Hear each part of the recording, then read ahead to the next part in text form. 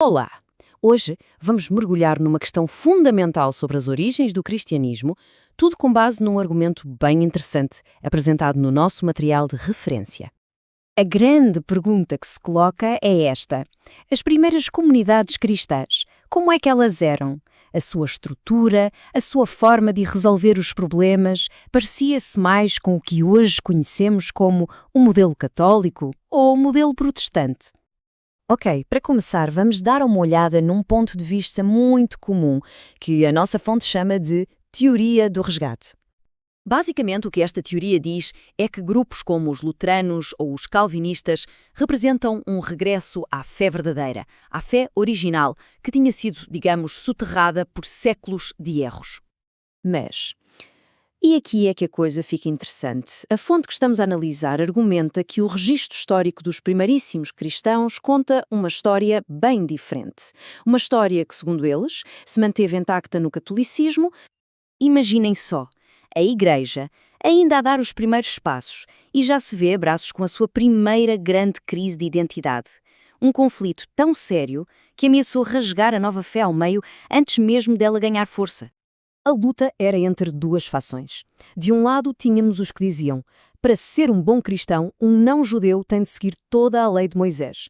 Do outro lado, tínhamos gente como o apóstolo Paulo a dizer: não, o que salva é a fé em Cristo. E ponto final. E agora, com a alma da própria Igreja em jogo, como é que eles resolveram o impasse destes? Será que simplesmente concordaram em discordar e cada um seguiu o seu caminho? Ou encontraram uma maneira de definir uma verdade com autoridade para todos? E é aqui que entramos no evento que é a peça central do argumento da nossa fonte, o famoso Concílio de Jerusalém, que aconteceu lá por volta do ano 50 depois de Cristo. E atenção, não eram pessoas quaisquer a discutir. A defender as duas visões opostas estavam gigantes. De um lado, Tiago, o bispo de Jerusalém, a liderar a facção judaizante. Do outro, o próprio apóstolo Paulo, a voz mais influente entre os não-judeus.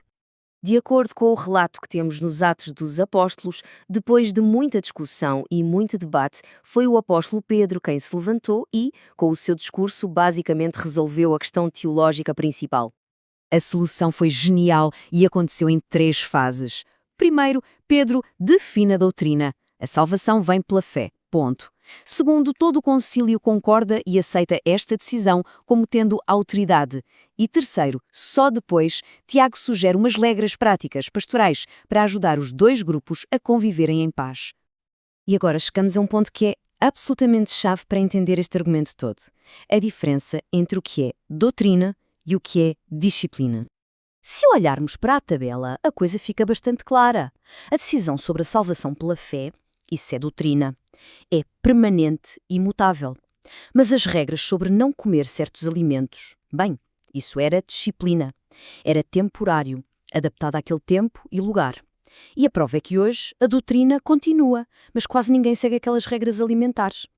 E é aqui que a fonte lança uma pergunta provocadora, especialmente para a perspectiva do Sola Scriptura, ou somente a Escritura.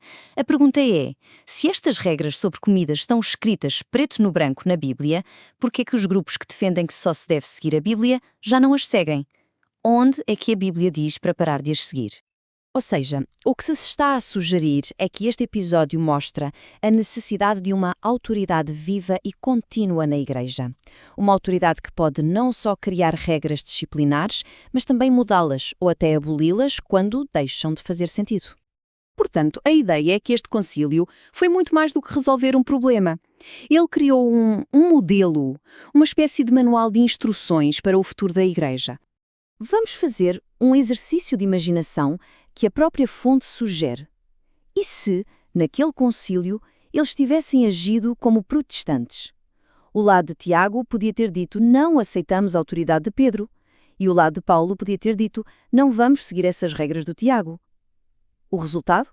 Uma divisão imediata.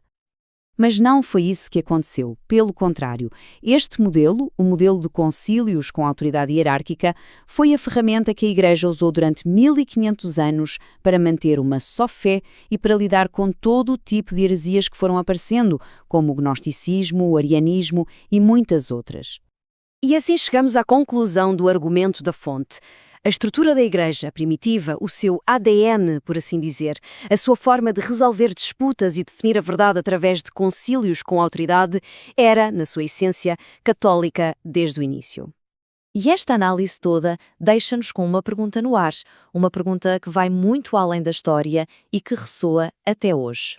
Afinal, como é que uma comunidade de fé deve decidir o que é a sua verdade final?